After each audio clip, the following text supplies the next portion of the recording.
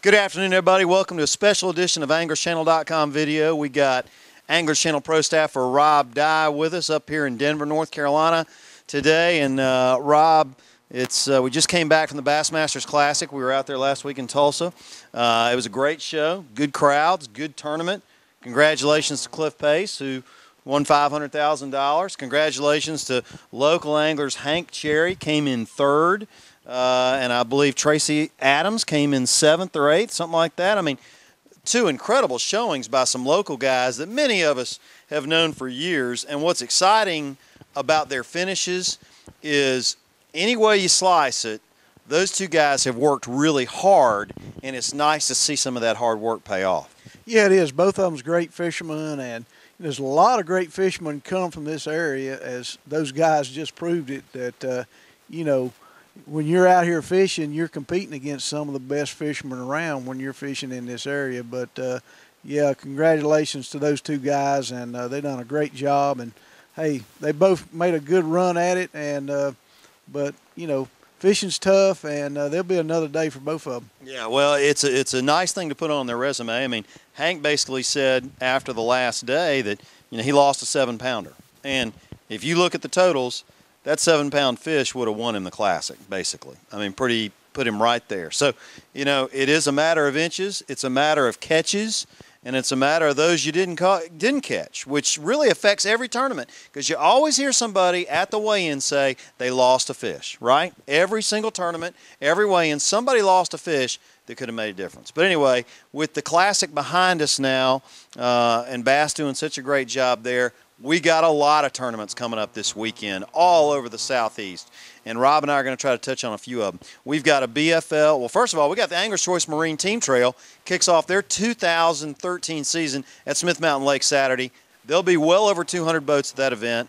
I think they guaranteed $3,000 for first place, $1,500 big fish prizes. That team trail's easily top 5 in the nation. Yeah, and Smith Mountain's a great lake to do it on. It's got plenty of room for all the fishermen, and going to be a lot of money giveaway up there this year.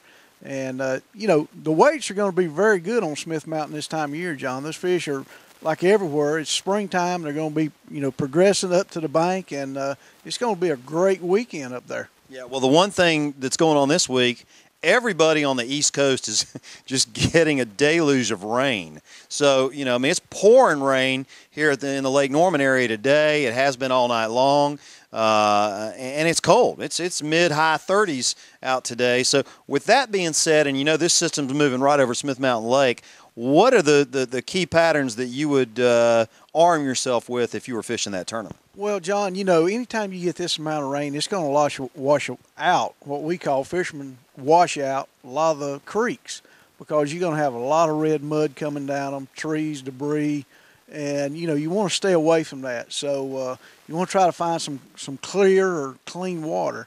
And, you're going to have to look in secondary pockets, main channel, any place a fish can pull up and he feels secure. They'll get out of the current a little bit, as Cliff Pace was talking about it in the Classic, but, stay out of the backs of the creeks and look for pockets, and the pockets are going to be a little warmer this time of the year, and that's what I would concentrate on, spinnerbait, small crankbait, maybe a jerkbait if the water was halfway, clean. But that's a very clear lake. So, well, but with all this rain, yeah, I fished it several years ago, a regional up there, and we had this amount of rain, and the water's going to get dirty. Thing's got 2 rivers running into it, and there's going to be some dirty water. It's going to wash a lot of the rivers out. It's probably going to make it maybe fish a little bit smaller than normal, but still a lot of room for the fishermen up there. All right, well, let's come south, and we got a BFL on High Rock Lake. As many of you know, High Rock's known for, at times, tremendous quality. And a lot of guys in this area just love fishing High Rock Lake. Now, you talk about a lake that's going to get muddy after all this rain.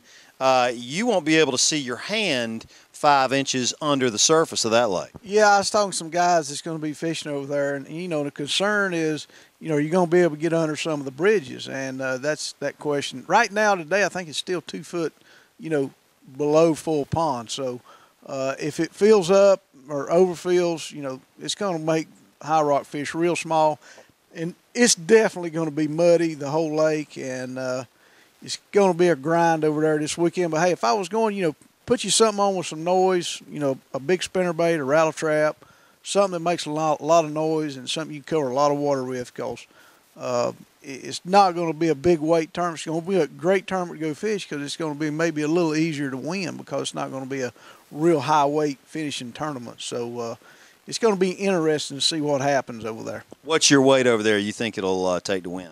I'm going to say 12, 13 pounds. Oh, wow. So you don't think anybody's going to catch a 7, 8 pounder over there this weekend? I don't think so. I mean, not unless they snag it. I mean, Right.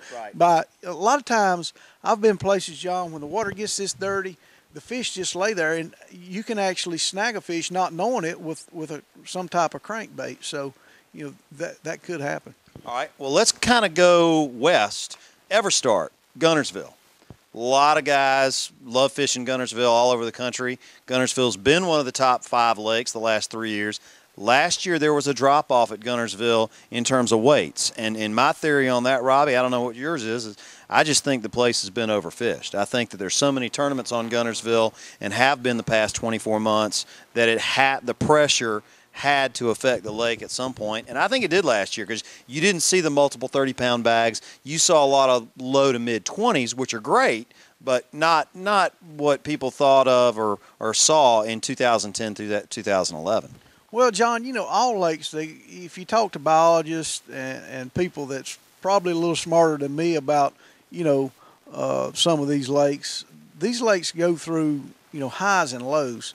And sometimes it is due to fishing pressure, but, sometimes it's due to the nutrients, the kind of weather we're getting. So, that's a tough call to make. Guntersville, like you said, is still a great lake. But I think it maybe is going through a small down phase, and it's hard to say what it is, but it's still going to be a great tournament down at Guntersville, the Everstart. I know Craig Chambers is down there. Wish him luck. He's from our area, and I know there's a few other guys that's going to be down there from our area. But you're going to see some big weights, and with this dirty water coming in, this rain has come across from down there, so it's great, to fish dirty water in the springtime. These fish are pulling up. They're going to be vulnerable, and you're going to be able to catch a lot of big fish. So I'm going to say, it's going to, maybe you'll see a bounce back in Guntersville this week with the conditions. Well, one thing Marty Stone said up at the Greenboat Motor Open House a couple weeks ago is that cold winters are a good thing for a lot of lakes. So let's see if that is the case at Guntersville. Coming back this way, we got the Carolinas Bass Challenge is back up and running on Lake Wylie this weekend. They've already had 2 events. They've averaged almost 200 boats on the events at Lake Murray and Lake Norman. Lake Wylie is a very, very good fishery. It's going to be center stage in this part of the country this weekend. And, again, the CBC, the payouts are really speaking for themselves. Yeah, last weekend it took 22 pounds at Wylie to win down there. So it's going to be this rain we're getting, it's going to be washed out, John, a lot of the lake. But the fishermen that find the best looking water, these fish are going to be pulling up, and they're going to catch a big bag down there this weekend. Wylie's going to fish maybe a little bit smaller because some of the lake's going to be washed out, but you're going to see some big weights down there. Yeah, I wouldn't be surprised to see high teens or maybe even a 20-pound sack down there this weekend. You're going to see 20. No question. Yeah, you'll see 20. All right, well, that's good to know. Now, we've also got a BFL going on down at Lake Murray. We were down there 3 weeks ago, and it took mid-20s to win the CBC down there. Murray is fishing extremely well right now. I would expect to see similar weights. It's going to be the same conditions down there. Murray's probably the biggest of some of the lakes we've talked about as far as wideness, and it's got the lower end is huge. There's going to be a lot of clear water down there, even though there's going to be a lot of muddy water, and it's going to be defining the exact spot where the water is the cleanest, and that's where the fish are going to be caught at. And it's going to be a mid-20s tournament, as it always is in March. So looking forward to going down there, John. Yeah, I know you are, and so are a lot of other guys. One thing when we were at the CBC at Murray 3 weeks ago that we noticed was, Robbie, the fish out of that lake right now look extremely healthy.